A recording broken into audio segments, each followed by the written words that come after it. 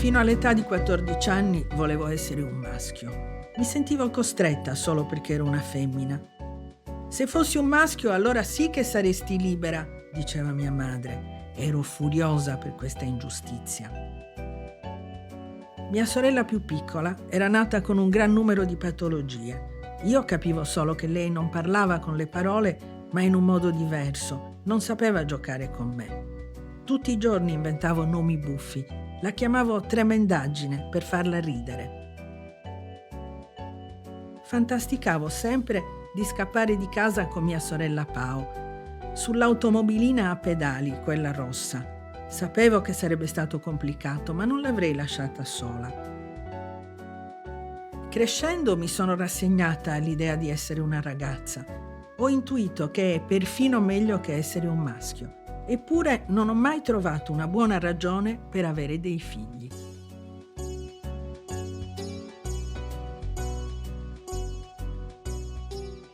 Mia mamma da ragazza tutti la chiamavano nur gehen. In tedesco significa solo andare. Questo soprannome le era stato affibbiato perché voleva sempre scappare, andare via. Mia mamma Willy era un tipo molto veloce. Non si faceva in tempo a chiederle qualche cosa che era belle che è andata e tornata. Un'indole molto indipendente. Comunque poi si è sposata, ha avuto 3 figli, si è presa cura di noi e della casa. Ma le sue fantasie da spirito libero io le ho sempre riconosciute nei suoi gesti quotidiani. Facevo credere a mia sorella Francesca, 9 anni più piccola di me, che ero la valletta di Mago Silvan. Così potevo sparire quando volevo. A differenza di mio padre, mia madre non ci ha mai chiesto di diventare nonna. Anzi, ci ha sempre incoraggiati verso la libertà. In questo forse le ho dato soddisfazione.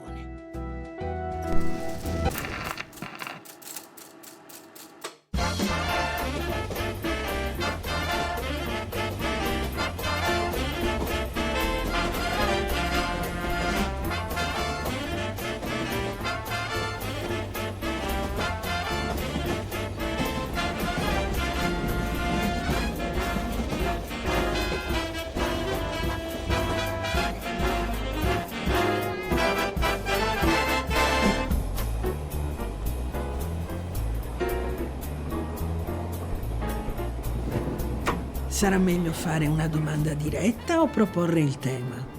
Forse le domande potrebbero sembrare indiscrete per un argomento così intimo. Sappiamo per esperienza che viene spontaneo mettersi sulla difensiva. Quindi come lo proponiamo? Alla fine l'argomento è quello: le donne che scelgono di non avere figli. Per definire una donna che fa questa scelta, ma quante parole servono? Almeno 5. Una parola sola non c'è. E noi, per porre rimedio, abbiamo individuato l'Unadigas.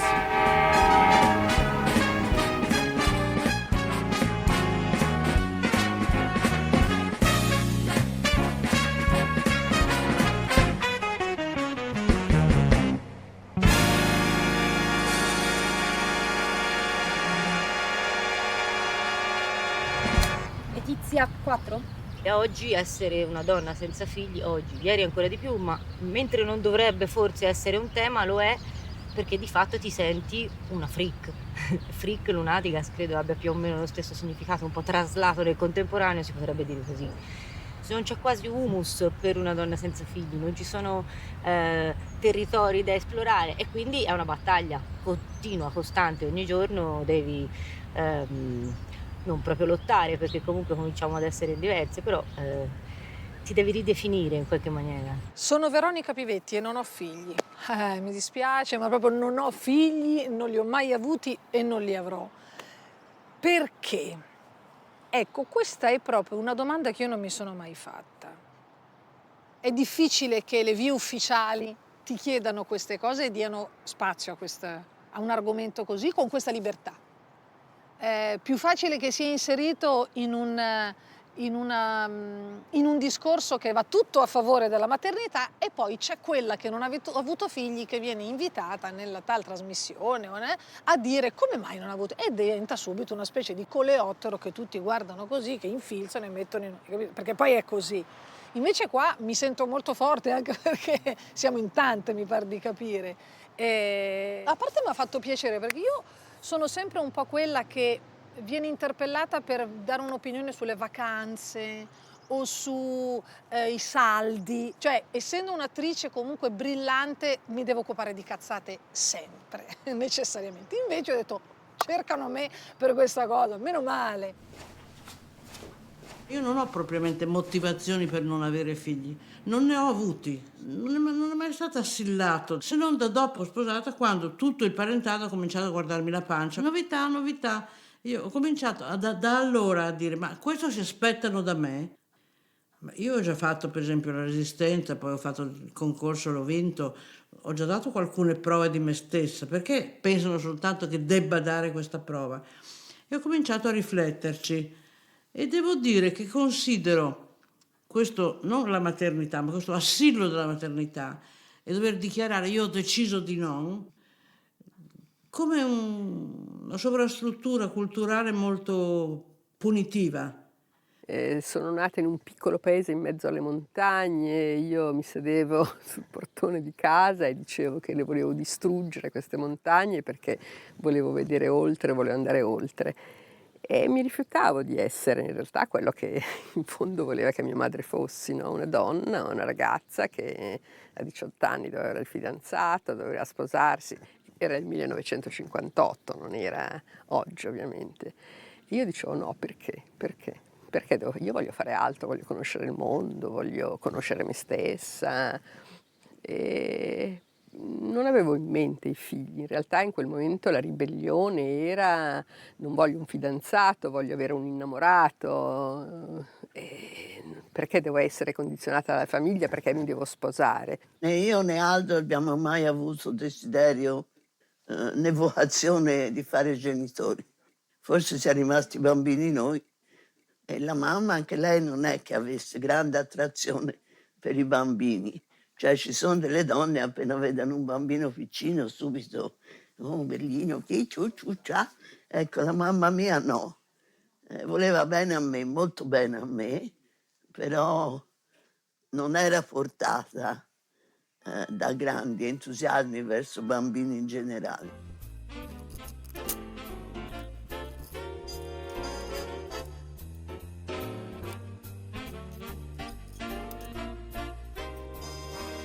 Abbiamo fatto benissimo a rispolverare queste bambole di carta. Proprio una cosa da femmine, no? Sì, Nessun maschio saprà mai capire che cosa stiamo facendo. nessuno.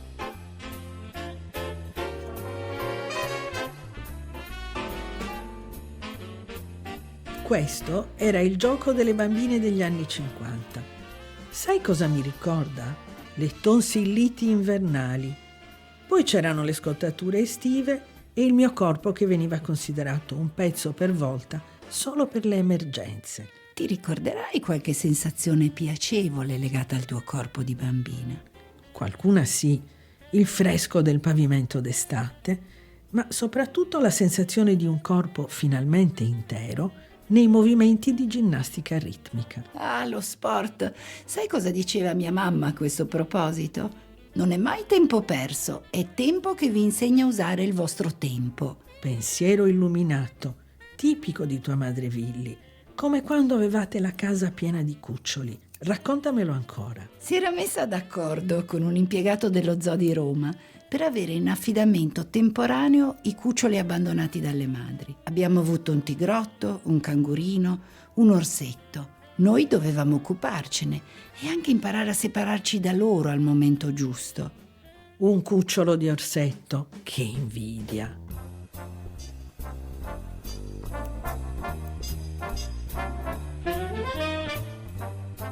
Eccole, queste sono le nostre copie, eleganti, magre, Sofisticate, ineffabili.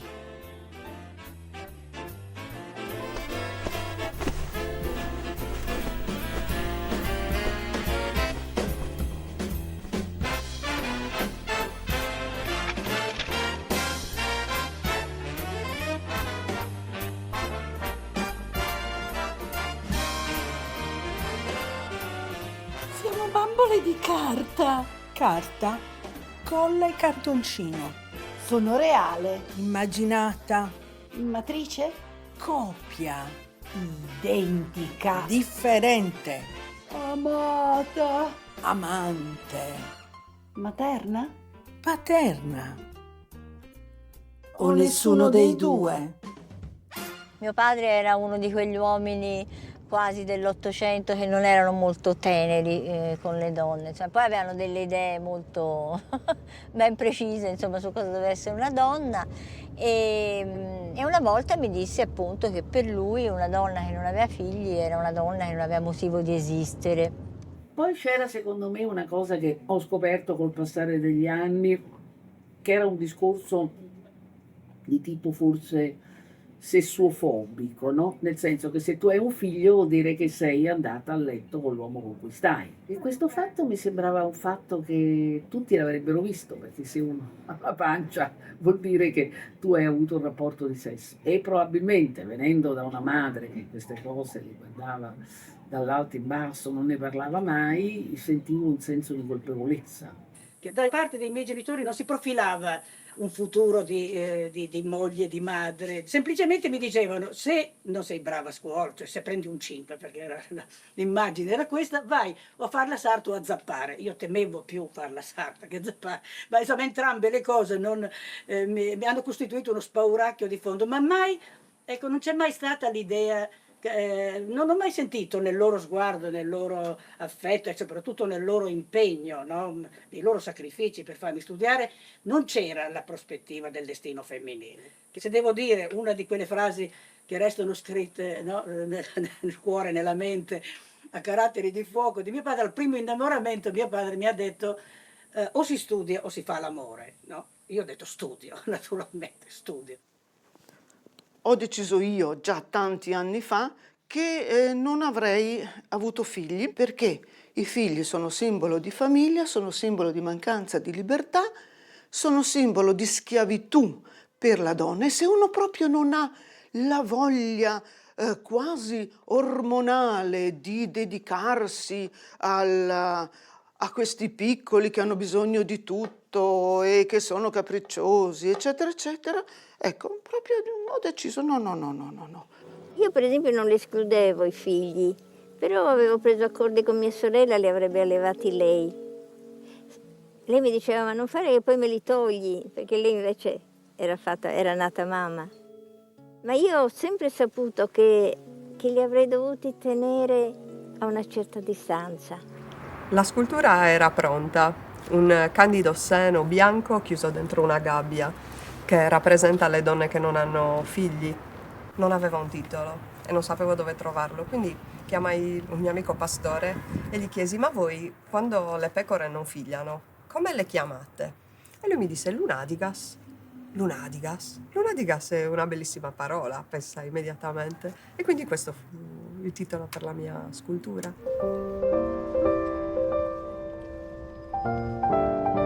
Le donne senza figli sono sempre in vacanza.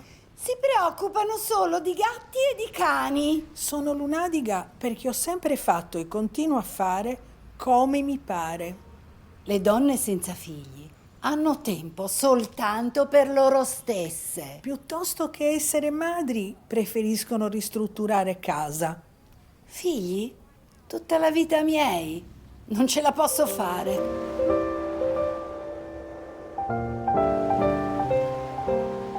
Quanti luoghi comuni sulle donne senza figli. In italiano non esiste un'unica parola che descriva questa scelta. In italiano no, ma nella lingua sarda c'è, è lunadigas. In Alto Adige, nelle valli ladine, si dice dalla luna. È vero che si usa per le pecore. Che importa? Noi abbiamo voluto adottare lunadigas per noi stesse. Perché vorremmo che le donne senza figli avessero un loro nome. Avere un nome significa esistere.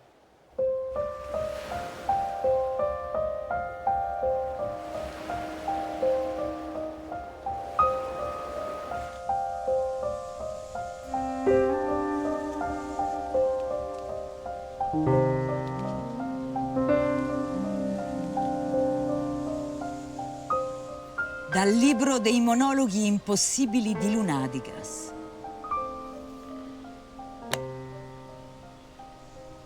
Sono Lilith. Quando sentono il mio nome tutti pensano ad un mostro che porta disgrazie.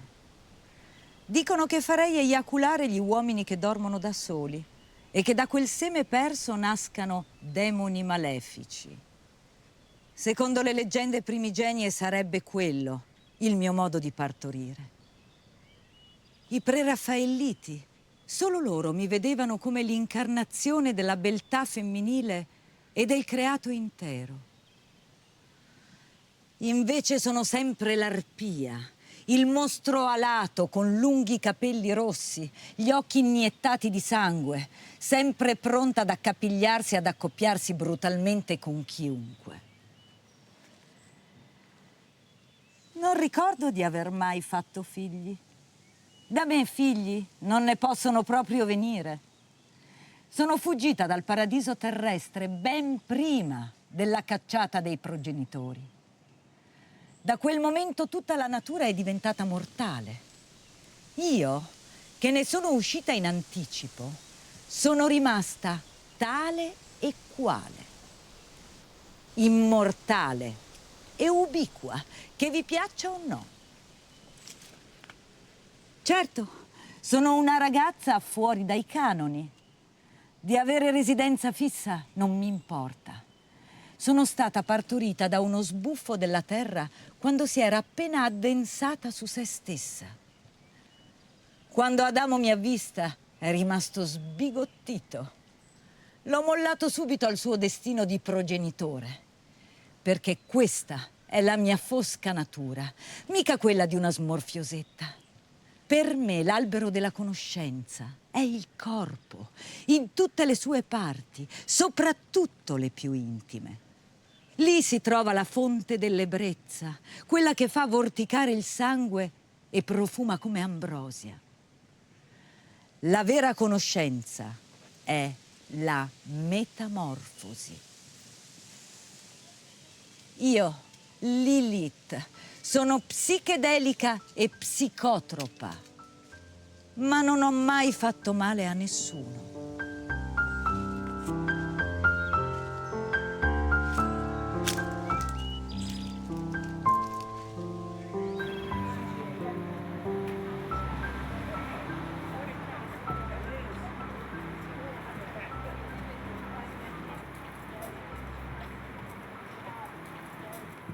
Io vengo da un paesino tipo Frittole, ve lo ricordate? Quindi lì era scontato che ci si doveva sposare e si doveva avere figli. No uno, cioè uno non andava bene per niente, bisognava avere figli. Vabbè, io sono venuta via da lì, riuscii a venire a Firenze e la mia mamma mi disse non ti azzardare a ritornare a casa. No, non pronunciò quella parola, purtroppo. A ritornare a casa in quelle condizioni, perché non entrerai. Quindi con questo avvertimento della mia mamma, io sono ritornata a casa incinta. No, non ce l'ho fatta. Vengo di un paese che magari la definizione della donna attraverso la maternità è un po' meno acuto in Svizzera, cioè meno accentuato, tu devi essere madre per una donna. E poi soprattutto in famiglia mia c'è sempre stato delle donne molto importanti per me che non hanno fatto figli, che non c'è un pregiudizio, c'è proprio un parità dei diritti in questo senso. Essere quello che sono, cercare qual è la mia dimensione, qual è la mia essenza, quello che mi rende felice, quello che mi rende vitale, e le sto trovando tutte queste cose pur non avendo fatto un bambino. Quindi se ci sono persone che parlano dei loro figli e non mi viene da parlare del cane, no, e non mi sento neanche un imbarazzo. Tanto io non sono sposata, non ho mai fatto figli, non sono mai rimasta incinta, però poi ho risolto in qualche modo questo, perché i bambini mi piacevano tanto, adottando dei figli. ho sempre guardato, specialmente nel momento del femminismo, alle donne senza figli cercandogli dei difetti. Gli volevo cercare dei difetti perché io mi consideravo una donna con figli. E gli cercavo i difetti e mi sembrava sempre che appunto o erano pazze dei nipoti, o avevano cani e gatti tutti, o viaggiavano all'infinito in India e facevano tutte queste cose dei guru, poi si innamoravano dello psicanalista. Poi del guru e tornavano con questi vestitoni. Poi alla fine non mi piacevano queste donne senza figli. Per fortuna ora in questo cerchio ho sentito che sono diverse. Io non è che mi sono soffermata tante volte in modo così socievole e socializzante, perché di solito ne ho parlato solo con lo psicologo in terapia, con un'altra modalità assolutamente diversa.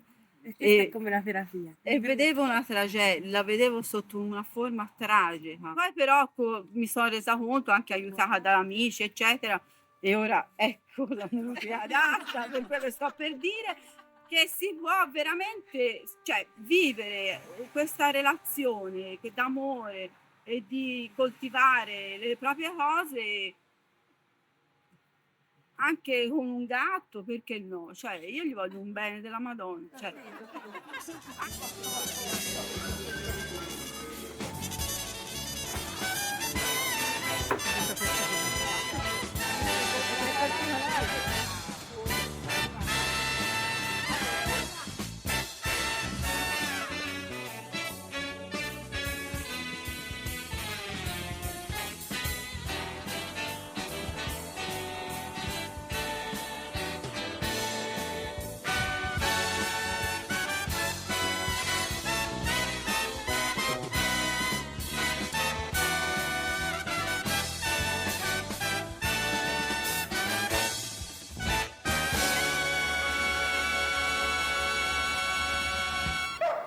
Mio fratello ha la sindrome di Down, una persona Down, per cui sono stata in casa con lui fino a 29 anni quando sono andata via. Ho trascorso con lui per 17 anni.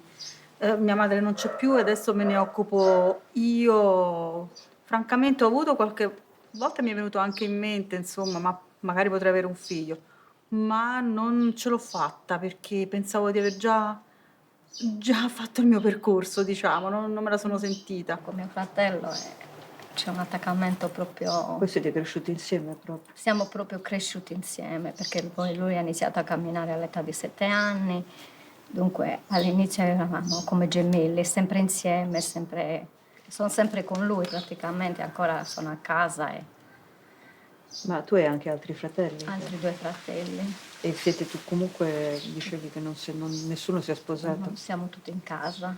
Non soltanto siamo lunatigas senza figli, ma siamo anche sibling, cioè abbiamo tutte un fratello o una sorella con disabilità. L'idea era chiedersi quanto ha pesato questa disabilità nella non produzione di un figlio. Nel mio caso sicuramente ha pesato, c'era anche un'ombra genetica, diciamo, mio fratello era malato di distrofia muscolare, quindi c'era comunque il timore di trovarmi anche con un figlio malato a mia volta che avrebbe reso molto complicato tutto quanto. Questo sicuramente per me ha pesato, però ci sono anche altri fattori che penso che siano sempre veri per tutti. Io avevo 1 anno e mezzo quando è nata mia sorella Pao.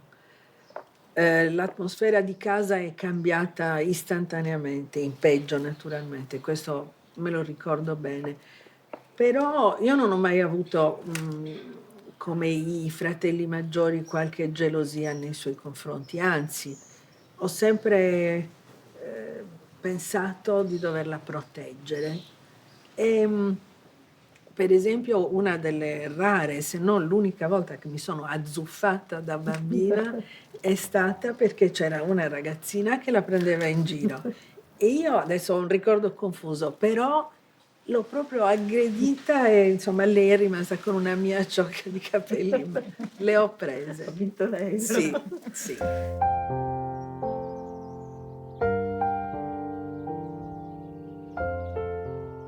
Essere una rosa, tutta una rosa.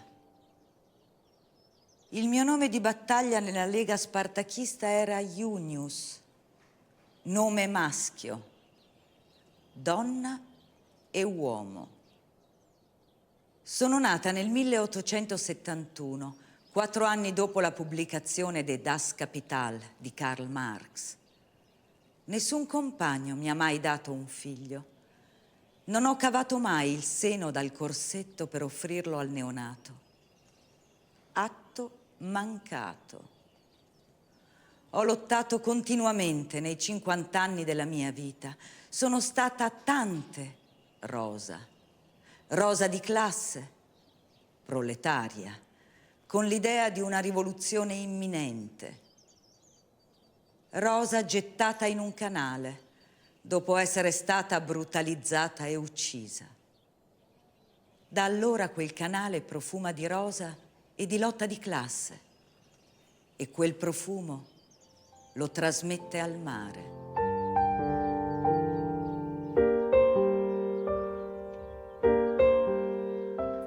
Sono concreta, Astratta, unica, doppia, intera, divisa, protagonista, antagonista, semplice, complessa, ombra, luce, solitaria. in gruppo. La prima cosa che ho capito intorno ai 10-11 anni è che non volevo essere una moglie e non volevo essere una madre, cioè il mio stare al mondo doveva passare da altre parti. E allora tutto il mio andare avanti, la mia vita è sempre stata la ricerca di stare in questa realtà senza passare per quella strada. Per me è un discorso sulla libertà e per me avere dei figli significa non avere libertà. Non c'è stato un momento in cui ho scelto di non avere figli.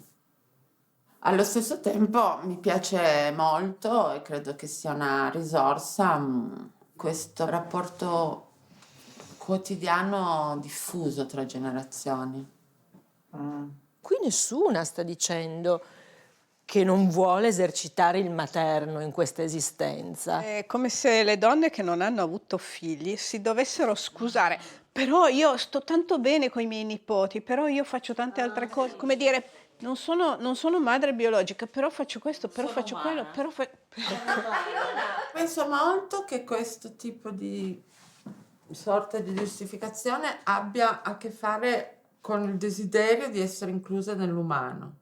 Però penso che oggi c'è anche un'altra questione, che questo ha anche a che fare col fatto di essere produttive e che molte di noi non vogliono essere produttive. Tanto è vero che parte della comunità LGBT cerca di accreditarsi come umana su questo terreno, del fare figli e dell'essere genitori e genitrici.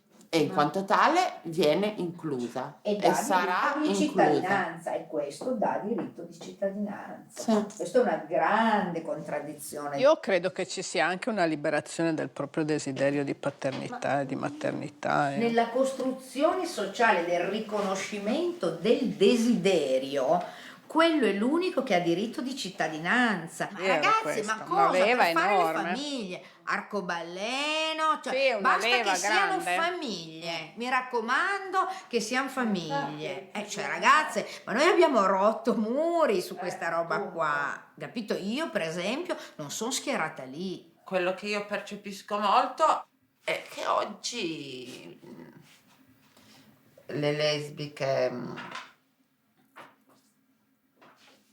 visibili e accettate sono delle lesbiche che sono madri. Il problema non è l'origine, il problema è il prodotto. La paternità. E il prodotto è una normalizzazione, donne, una normalizzazione. Non è una richiesta di diritti sull'individuo. Siamo là. Io non ci sto. Io sono in un punto della mia vita in cui non ho avuto figli, sono contenta. Ho avuto tanti gatti, ne ho ancora una vecchia, aspetto che... Poverina.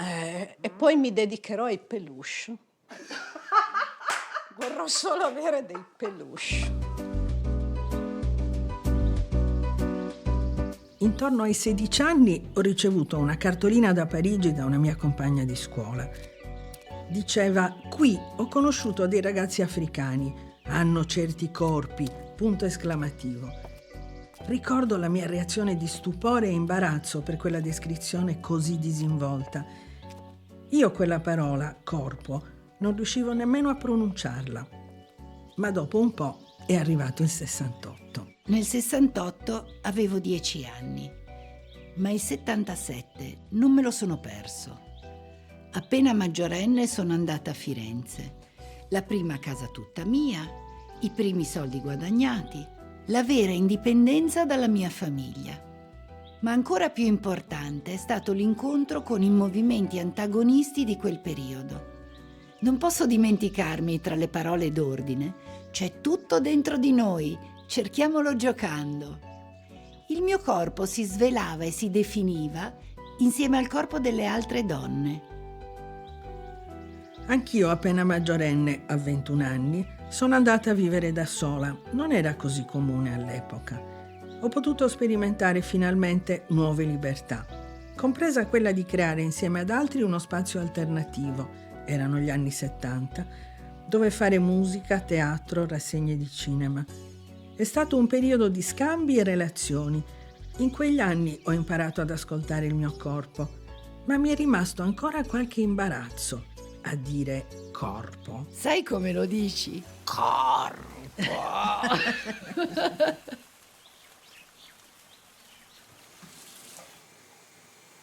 Intorno ai 25 anni ho avuto un fidanzato avvocato, quindi molto preciso e che mi faceva molto ridere. E parlando di questa cosa, perché pure lui era, non so, il quinto che mi chiedeva, stando insieme, ma allora io vorrei il matrimonio, vorrei i figli, eccetera. E io gli dissi: io non voglio avere figli, non mi interessa, cioè non è una cosa che sento mia, quindi molto tranquillamente te lo dico. Il discorso del matrimonio pure è una cosa che mi genera turbamento. Io ammiro le madri che hanno avuto dei figli e che sono delle brave madri, che è difficile da definire cosa questo significhi. Per cui io quello non lo potrò sperimentare. Nella vita tutto non si può sperimentare, uno deve scegliere,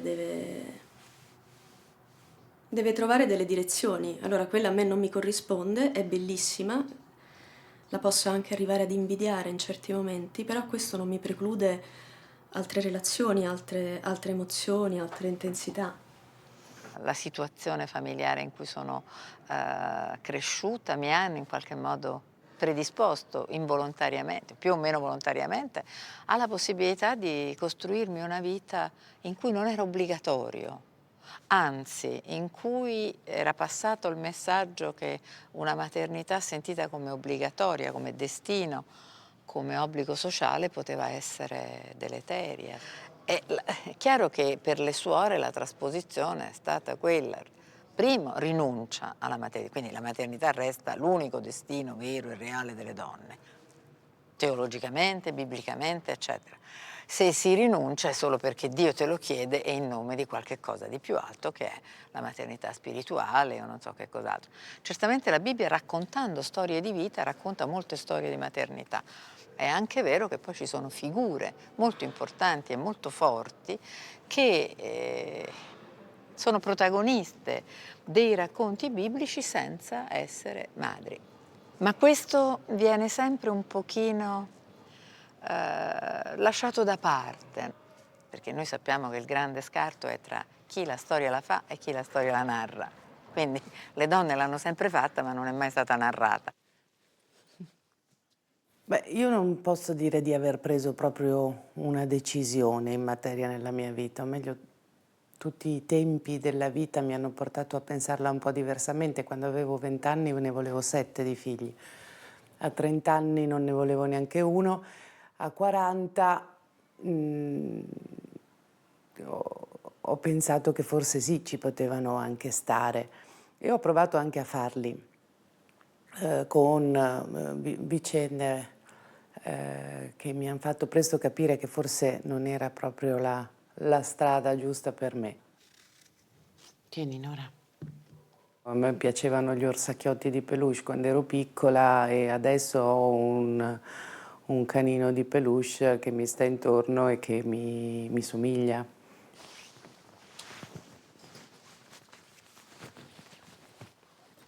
Dai, fuori.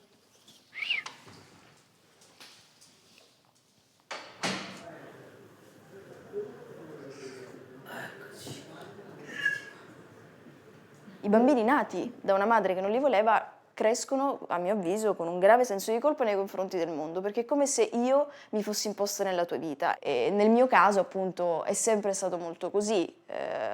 Pur inconsciamente ho sempre sentito un forte senso di colpa verso le persone, le circostanze, come se gli altri non mi volessero, e quindi dovevo cercare in tutti i modi, no? di conquistarli, di conquistarmi il posto che volevo occupare, proprio perché sono stata una figlia non voluta. Sebbene poi mia madre per certi periodi a modo suo abbia cercato di amarmi e di amarci, però era pur sempre una donna che non voleva dei figli, e quindi non poteva non ritenerci colpevoli, non poteva non ritenerci sbagliati nella sua vita.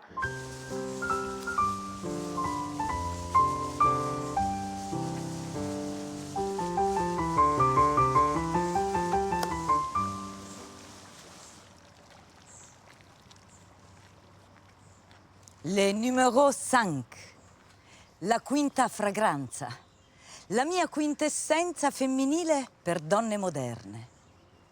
Negli anni '20 ho rivoluzionato il loro modo di vestire. Una sforbiciata e, sotto la frangetta, via corpetti, bustini e impalcature. Il corpo femminile è finalmente comodo, dentro un tubino nero filante, come un'auto sportiva. La petite robe noire. Mi piacciono i numeri, ma non ho mai tenuto il conto degli amanti che ho avuto. Ho conosciuto Picasso e Cocteau, ma non mi sono fatta impressionare, né tantomeno mettere incinta.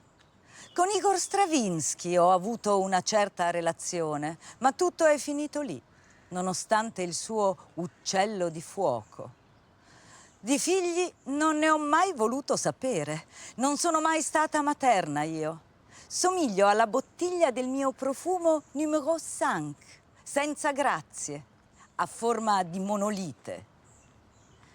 Nel 1922 avevo vestito a teatro l'Antigone di Cocteau. Per Antigone il fato aveva predisposto un destino di non madre martire. L'ho sentita vicina. Adieu, je suis Coco Chanel.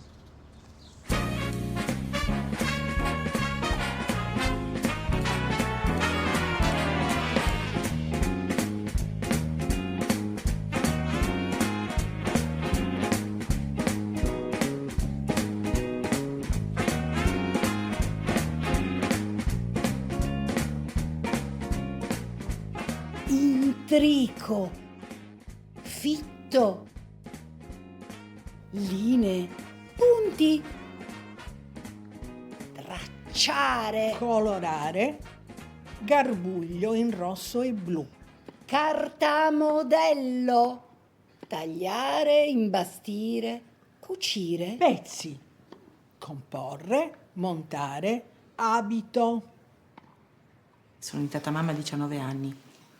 Non ci ho pensato perché voglio un figlio, voglio rimanere senza figli, voglio avere dei figli. So solo che dal momento in cui ero rimasta incinta, per me per un attimo mi si era tolta tutte le domande che avevo, cosa farò da grande? Perché finite le scuole sei lì che dici, e adesso cosa faccio? E quando ero rimasta incinta il dottore mi fa, diventerai mamma. E quando mi ha detto diventerò mamma, ho detto, bene, non devo più decidere nulla. Io ad esempio non vivo più in Sicilia da 18 anni, ho fatto 40 anni adesso a gennaio. Quando i vicini di casa chiedono ai miei genitori che fine ha fatto Emilia, ma si è sposata, non ha avuto figli, sono le prime 2 domande. Dopo che hanno saputo se sono viva o morta, le altre 2 domande di solito sono marito, figli, tassativo. Io mi sono immaginata sempre senza figli, poi improvvisamente è arrivata questo momento e l'ho colto, insomma, in qualche maniera. L'ho colto anche perché ho tutte le amiche senza figli, forse, e mi sono anche un po' stancata di tutte coloro che scelgono di non averne. E quindi dentro di me stessa invece ho come provato a ritrovare una naturalità di questa scelta, cioè proprio biologica, riproduzione. E basta, insomma. Sta cosa di quanto sei realizzata, di quanto sei bella, di quanto è tutto stupendo, col cavolo, a me non mi risulta proprio. Ti ritrovi da sola, perché appunto stai sola, perché lo fai in 2, non c'è più la famiglia allargata, non c'è più la comunità, quindi stai sola, ti ritrovi al giardinetto a dover parlare di cacche, di biberonna, di cose così, che ti senti anche un po'... E però se come battuta io ne faccio anche di un po' ciniche, cioè si sa, io mi è uscito, ho detto che lo volevo ammazzare, si è creato il gelo intorno a me, cioè lo sguardo era proprio, ma che stai scherzando, che lo dici? E infatti ho attivato un gruppo di mutuo aiuto. Ah sì? Sì, eravamo 4. Tutte che lo volevate ammazzare. Più o meno, le fantasie erano quelle. Io personalmente penso che non diventare madre sia essere incomplete. È vero, è un po' come rinunciare a una parte di sé. Per donne, per natura, siamo madri e siamo state create per generare anche dei figli, ma non come delle macchine, come provare quelle che sono le emozioni di una madre. Anch'io vedo l'avere un figlio, che è una scelta che io vorrò fare nella vita, sia la completezza di un amore tra uomo e donna e anche il frutto di qualcosa che la donna porta avanti. In quanto ostetrica però penso anche che il nostro lavoro è stare vicino alla donna, sempre, sia prima che dopo, durante e fuori dalla gravidanza. Certo. Anche quindi quando le donne non scelgono di avere figli hanno dei motivi, hanno dei vissuti che vanno comunque guidate, rispettate e accompagnate nella loro scelta. Nel mio caso, essendo una donna omosessuale, non mi capitavano i figli. Avrei dovuto andare a ricercare la maternità come si va a comprare una casa, in qualche modo, no? Io non credo di essere una che non ha figli, anzi, al contrario, io mi sento la grande madre del movimento omosessuale sardo. Io mi sento quella che ha reso possibile una maggiore accettazione sia personale sia collettiva di diversi modi di approcciarsi al femminile e al maschile. Fredda! Fredda!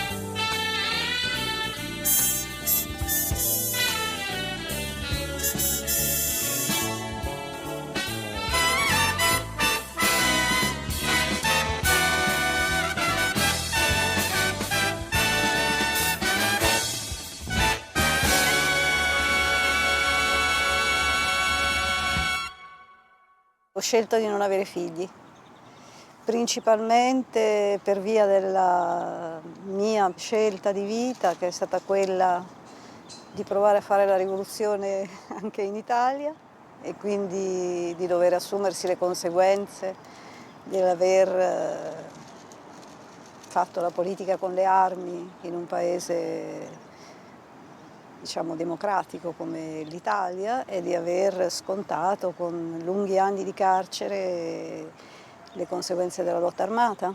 E anche quando alcune delle compagne di lotta delle Brigate Rosse hanno scelto di avere un figlio perché lo desideravano molto, ancora una volta di fronte, e mio marito l'avrebbe voluto tantissimo, di fronte a questa scelta mi sono figurata cosa avrebbe significato per me essere ricattata ogni sera, vedere il bambino perquisito, dover magari sottostare a degli imperativi che avrebbero leso la mia possibilità di scelta e di libertà, perché c'era un altro essere umano che dipendeva da me.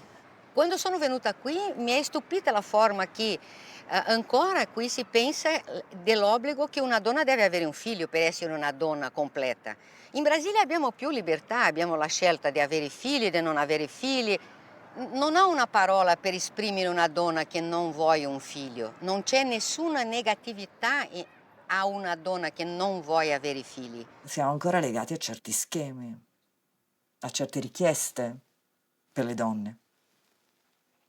E se una non si uniforma, è comunque strano. A me quando dicono, ma lei ha figli? I suoi figli? E io dico, no, non ho figli. C'è quel piccolo, no? E allora a me viene spontaneo dire, ma perché è un problema? Tu figli non ne hai perché non ne hai voluto, io invece ne ho uno perché l'ho voluto. È una differenza non da poco.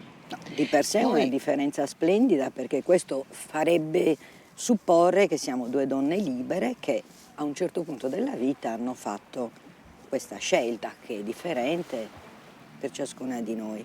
Però poi nelle relazioni pesa molto e può togliere la libertà a seconda, non trovi? Beh sì, certo, toglie la libertà. Avere un figlio in una certa misura toglie la libertà, questo è vero, non disponi totalmente, come tu ben sai. No, io volevo dire il contrario. Volevo dire che avere tu un figlio non toglie la libertà a te, la toglie a me. Il figlio comunque ha sempre la priorità su ogni altra cosa, anche sulle cose che si afferma siano essenziali per la propria esistenza. Poi compare il figlio e improvvisamente io, in questo caso, divento una conseguenza, cioè divento un elemento secondario. Beh, non ho motivo di negarlo, se tu lo vedi così, certamente. Però, certo, è un dispiacere, perché invece per me avere un figlio è stato in qualche modo una sfida, un senso di avventura, nel senso di utilizzare, sperimentare questa possibilità che ogni donna ha e che mi sembra comunque bellissima, ma contemporaneamente non farmi assorbire totalmente da questo. Però è vero, è vera questa cosa, c'è una parte di verità in quello che tu dici. No, non è una parte, è una verità.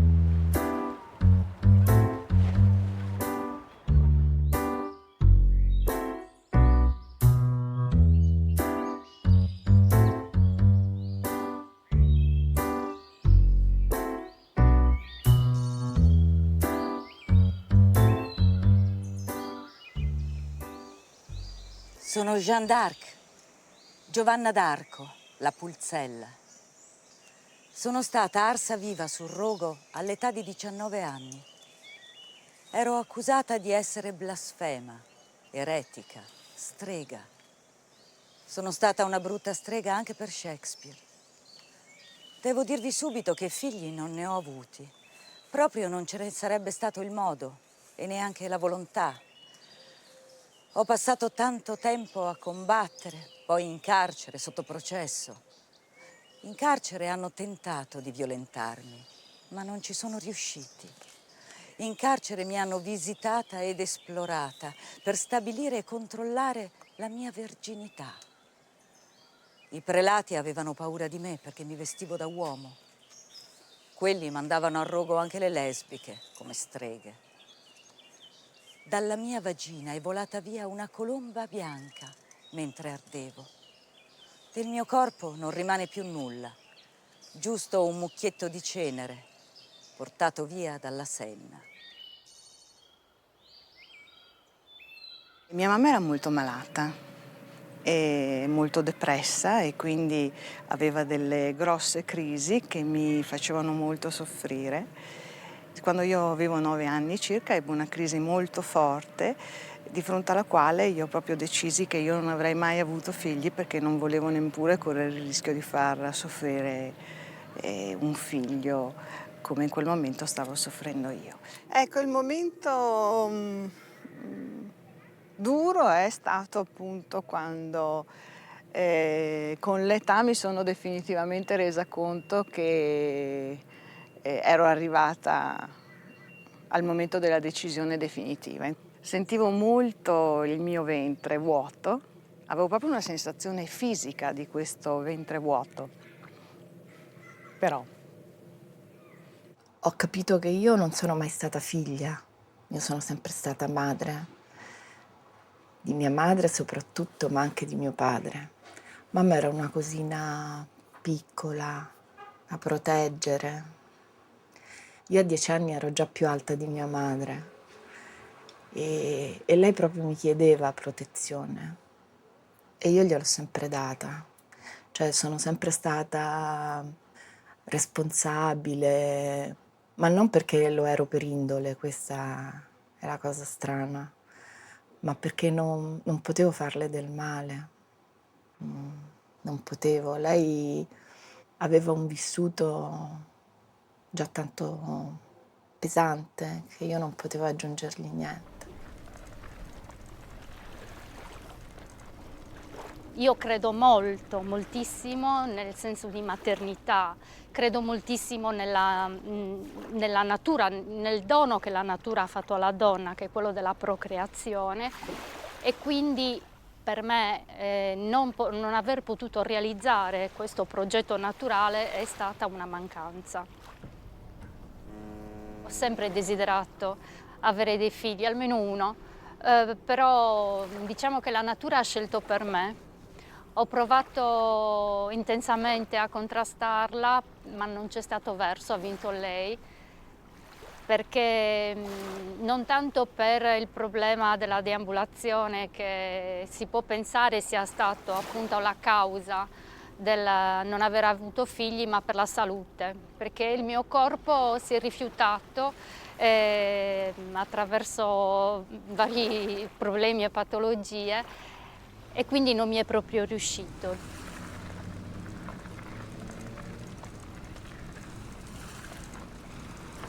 Durante la mia adolescenza, intorno ai 16 anni circa, siccome avevo fatto delle analisi, tra cui dei dosaggi ormonali, risultò che il ginecologo che guardò i dosaggi ormonali mi disse che avevo dei problemi e che verosimilmente io in quella situazione non avrei potuto portare a termine una gravidanza, e mi diede una cura. Bene, io non feci mai quella cura. Dissi a mia madre, che era andata in farmacia a comprarmi i farmaci, che stavo prendendo le medicine, ma non le presi mai, considerando una bella notizia il fatto che io non avrei potuto avere figli. Cosa che, cioè come se in qualche modo la natura mi avesse graziato. Nina Pippia, anima mia, non t'avarri si citti no. Nina Pippia, anima mia, non t'avarri si citti no, no, no, no. Non ho avuto bambini e quindi non ne avrò a questo punto, ma questa non è stata una mia scelta, perché quando avevo 25 anni mi hanno fatto un intervento e mi hanno tolto l'utero e un ovaio perché avevo un principio tumorale, e quindi non ne ho avuto per questo. Prima dell'intervento avevo tanto desiderio di avere dei bambini, almeno un bambino. Poi quando mi dissero che non ne avrei potuto avere, è sfumato tutto in nulla. E io ho sempre pensato che questo fosse un miracolo, come dire, un grande dono, perché ho visto tante altre donne trovarsi nella mia condizione di non poter avere figli e di uscire di testa per questa ragione qua. Non avrei potuto fare il lavoro che faccio se avessi avuto dei bambini, per esempio, e quindi già questo mi ripaga, il mio lavoro mi ripaga in un certo senso. E poi i bambini sono una seccatura, diciamocelo chiaro. Misurare, provare, fodera. Interno, intimità, nascosto. Segreto, contenuto. Femminile. Svelare, aprire, borse e borsette.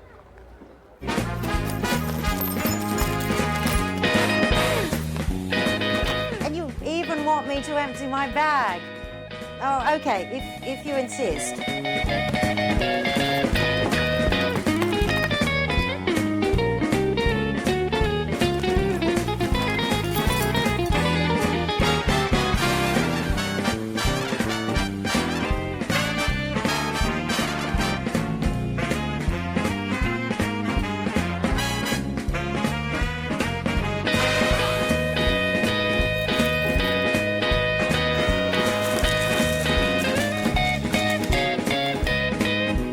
Io certe cose proprio mi rifiuto di farvele vedere.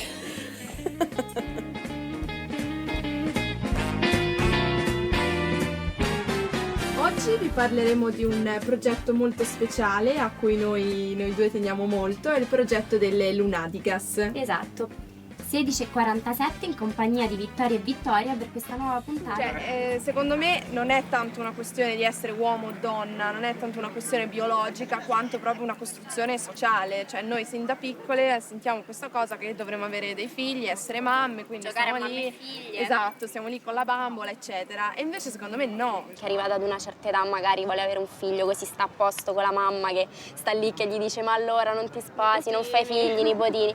Quindi dare voce a queste persone, quindi dare voce appunto alle persone che non vogliono avere figli è anche un buon motivo per far sì che tante altre persone si sentano meno imprigionate dentro questa logica e che quindi di conseguenza anche noi non ci troviamo con milioni di mamme con bambini stupidi tra virgolette, perché veramente si capisce che non c'è dietro una figura convinta e ferma su questa decisione. L'idea di avere un qualcosa che cresce dentro di me non è che, cioè ora come ora non è che io mi senta così felice, così emozionata al pensiero. Quando ero piccola pensavo fosse obbligatorio dover fare dei figli e l'avevo chiesto a mia madre, che mi aveva comunque tranquillizzata dicendo che era una scelta, e da quel momento mi sono sentita sollevata e non ho mai cambiato idea, penso che non la cambierò mai. I gatti comunque li prendi in braccio, li dai qualche carezzina, sono a posto, sono pratici.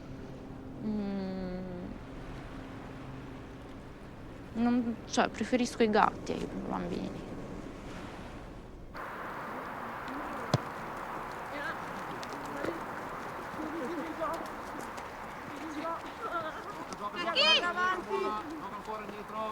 Uno!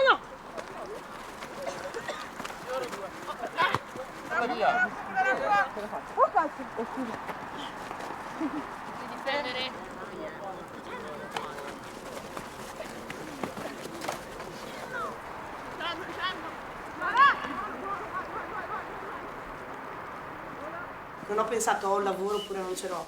Io ho detto voglio farmi una famiglia, mi sposo, dopodiché arrivano i figli, bene, ne arriva 1, 2, 3, 4, 5, 10, quello che saranno. No, 10 forse è un casino, devo prendere il pulmino alla fine. Però quello che arriva. Tant'è che quando mi hanno detto non puoi avere figli, ho detto, bene, adesso ho detto Francesco cosa facciamo? Io ho detto vabbè è vero, faccio la maestra, lavoro a scuola, ho i miei 100 bambini da seguire, comunque il mio amore, il mio affetto lo posso dare a loro. Però avere un figlio tuo è un'altra cosa. Sono d'accordo. Allora ho detto apriamoci alla vita, arriva o non arriva è lo stesso, non arriva, adottiamo. Cioè, io ad esempio in questo momento se mi capitasse abortirei perché cioè, io in questo momento scelgo me stessa, non voglio, cioè voglio fare diciamo in questo periodo la mia vita, poi se magari fra 5 anni non lo so, cambio idea, allora posso averlo. Almeno sono sempre... E se poi scopri che è troppo tardi non puoi più averlo? Ci sono altri modi. Vivo un po' dei sentimenti contrastanti e anche un po' a periodi, devo essere sincera, nel senso che con i ritmi che faccio arrivo sempre a casa verso le 9:30, 10 di sera. Io ho la casa silenziosa, quiete, ho il mio divano da spiaggia gigante. Dico, cacchio, ma se ci fosse un bimbetto adesso, cioè... Continuerai a lavorare anche la sera? No, nel senso, la mia energia, tu sei completamente a servizio degli altri. E questa è una parte. Dall'altra parte ho 30 anni. Nel senso, anch'io come Giorgia li ho sempre voluti. E più di una volta dico, cavolo, sì, mi piacerebbe avere, però io non ho ancora avuto il coraggio di togliere le mie precauzioni e dire mi apro alla vita. Sono un po' codarda, cioè nel senso, devi essere coraggiosa. Penso sia stata la prima volta che mi sono chiesta perché non ho avuto bambini. È stato un processo di riflessione in questi giorni, forse per la prima volta. E le risposte sono state chiare. I bambini non mi piacciono, io non piaccio ai bambini. Ma mi piacciono anche, ma fino a 3 anni, poi basta.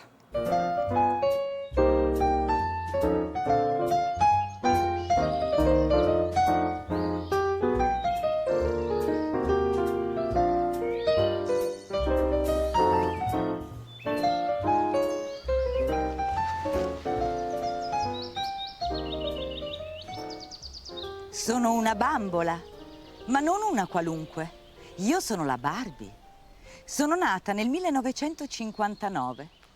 In tutto questo tempo non ho mai fatto figli. Per la verità non ci ho neanche mai provato. Io sono nata con tutte le cose giuste per avere successo. Il seno, i fianchi e soprattutto le gambe, che nessuna ha mai avuto così lunghe e belle. L'idea di fare un figlio non mi ha mai sfiorata. Io sono fatta solo per essere spogliata, rivestita e pettinata continuamente. Non mi annoio, non mi ammalo, non ho bisogno di soldi, non invecchio. Nel 2059 avrò 100 anni e sarò sempre la stessa. Le bambole non muoiono.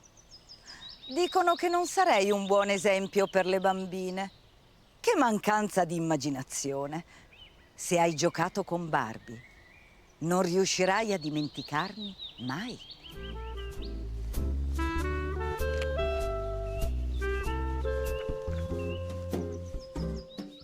Io credo molto nel fatto che il nome ci dia la possibilità di identificare una tematica, di metterla davanti agli occhi. E credo che una delle conquiste, a mio avviso, più forti che questo progetto ha, è che questo nome ha una risonanza. È un nome vero, è un nome che sentiamo, un nome che ci dice immediatamente qualcosa, un nome di cui sentivamo il bisogno, un nome di cui io sentivo il bisogno. Riuscire a nominarsi è una cosa fantastica. E dopo aver detto per anni non voglio essere madre o non sarò mai madre, poter dire oggi sono Lunatigas è già qualcosa.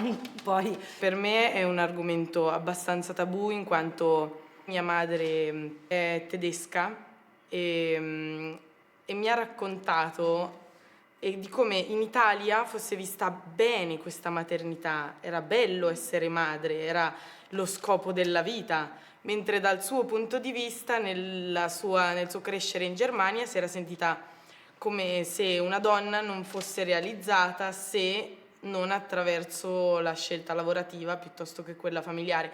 Avevo subito il punto di vista di mia madre e però mi mancava qualcosa dall'altra parte. Ma devo dire che io non ho mai sentito, non mi sono mai sentita menomata perché non ho fatto un figlio rispetto a un'altra che ha dei figli, però sicuramente delle differenze ci sono nella vita sociale, perché insomma anche sul lavoro c'è la differenza, perché mi ricordo si chiamava la sindrome di Cenerentola, quando si faceva le riunioni, io lavoro in un ente pubblico, alle 4:30 le donne schizzavano via.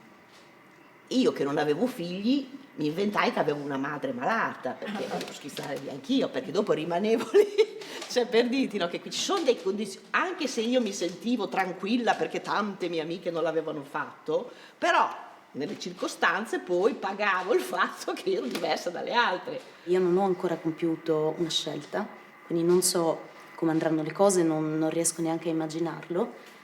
Da parte mia ho una madre che mi dice: qualunque tipo di scelta tu farai, io sarò accanto a te, sarò contenta, sarò soddisfatta, ti appoggerò, e che quindi rimette a me interamente la libertà di compiere questa scelta.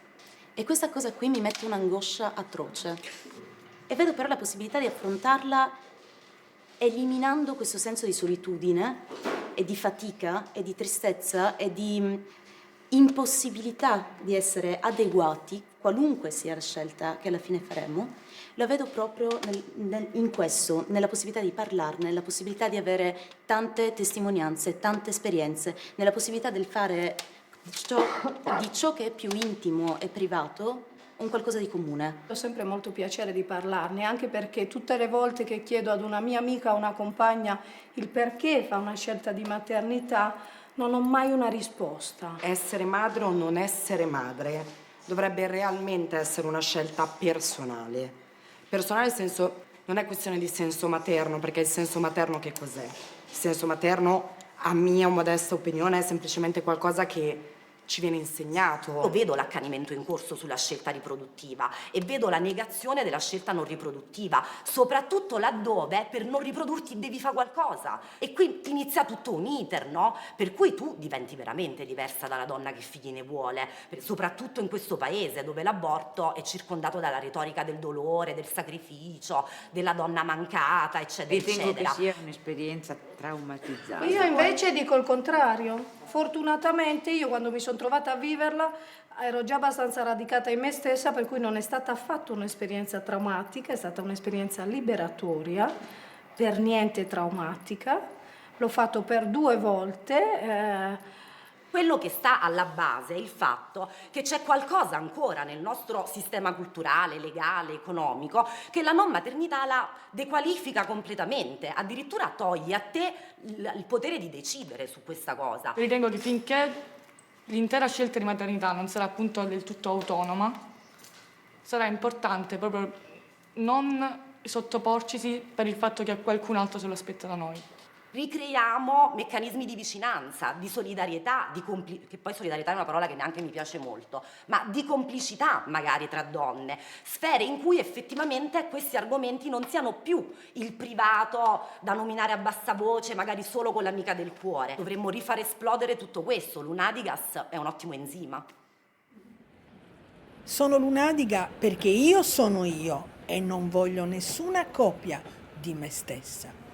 Sono lunadiga perché volevo testimoniare in questo film. Le donne senza figli spendono e spandono senza lasciare eredità a nessuno. Le donne senza figli sono molto egoiste. Possono dormire di filato tutta la notte. Sono lunadiga perché non sono né signora né signorina. Le donne senza figli possono stare sveglie tutta la notte. Sono lunadiga perché voglio essere libera di morire in qualsiasi momento. Non ho figli perché no. Non chiamatemi più donna senza figli. Sono lunadiga! Sono lunadiga perché sì. Mi sono posta il tema di a chi lasciare i miei diari e le lettere d'amore, più che la macchina fotografica. Assolutamente ai miei nipoti. Ne ho 2 meravigliosi, uno di 2 anni e una di 6, e non ho nessun tipo proprio di dubbio sul fatto che siano loro la mia discendenza. Questa è la casa dove viviamo io e il mio compagno, è la casa che mi ha lasciato mia mamma. E non ho mai pensato veramente, forse in questo momento ci sto pensando la prima volta, a chi resterà, perché è materia, quindi per me non ha valore. Dei principi, non so, quello per esempio di stare molto attenti alle cose che si mangiano, prendere cose sane piuttosto che solo buone, ecco, tutte queste cose sicuramente sono cose che ho ereditato e che avrei trasmesso a qualcuno. Non è necessariamente tutto da salvare, insomma, cioè si può... Anche se non rimane niente va bene uguale, insomma, quello che serve lì per lì poi si vedrà. pochino mi dispiace non avere qualcuno che si porta le lettere dentro e se la porterà accanto. È così bello anche accompagnare. Non ho ancora deciso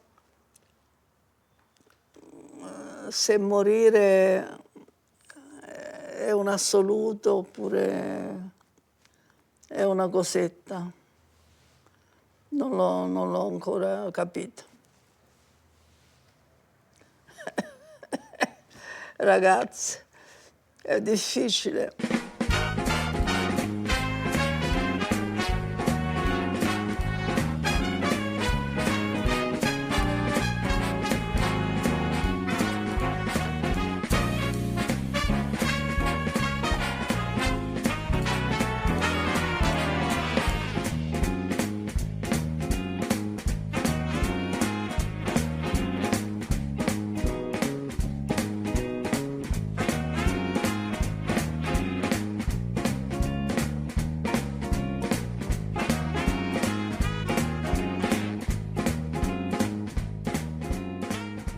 Avere un figlio occupa una parte della tua vita, quindi prima di avere un figlio, sinceramente è un po' una cosa brutta, ma penso di prima finire la mia vita e incominciare un'altra con un figlio.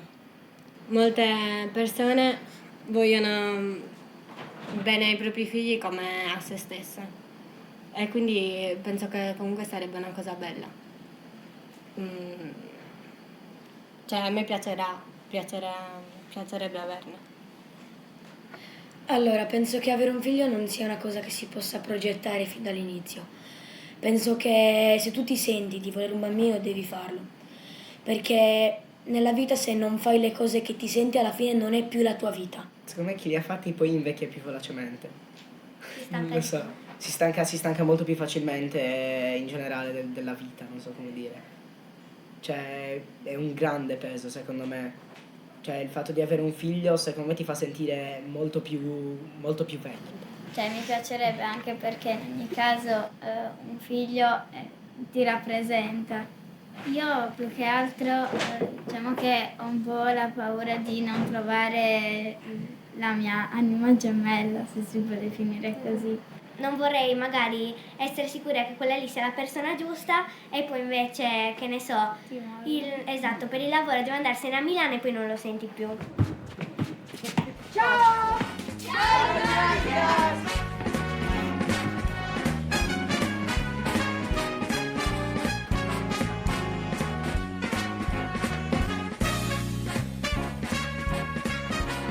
Tempo di menopausa. Menopausa. Che parola antipatica. Non se ne trova un'altra? Abbiamo cercata, ma suona male in tutte le lingue. E allora ne scoveremo un'altra, come abbiamo fatto con l'Unadiga. Tanto mica finisce qui. Certo, l'Unadigas continua.